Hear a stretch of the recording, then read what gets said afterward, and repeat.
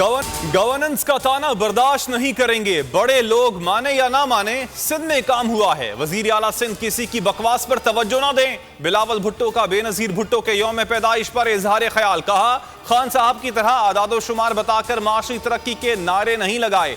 कराची के लिए पैकेज की बात हुई मगर मिला कुछ भी नहीं। Money laundering case, Lahore session court ने शहबाज शरीफ और हमजा शहबाज की उबूरी जमानत मंजूर कर ली। दोनों को गिरफ्तार ना करने का हुक्म, मुल्जिमान को 10-10 लाख के 2 मचल के जमा करवाने का भी हुक्म।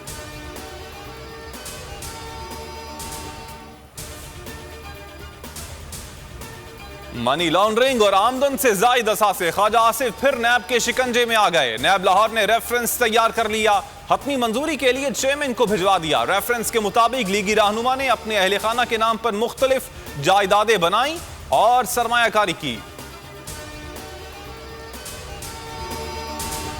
बलोचिस्तान में ऑपोजिशन अरकान का आज गिरफ्तारी देने का फैसला।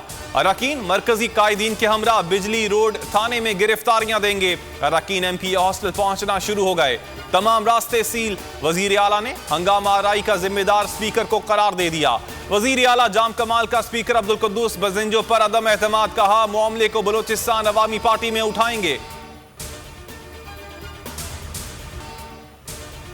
साइनोवैक और साइनोफॉर्म वैक्सीन की 15 लाख खुराकें पहुंच गईं। सिंध और पंजाब में वैक्सीनेशन का दोबारा आगाज, सेंटर्स पर शहरियों का रश।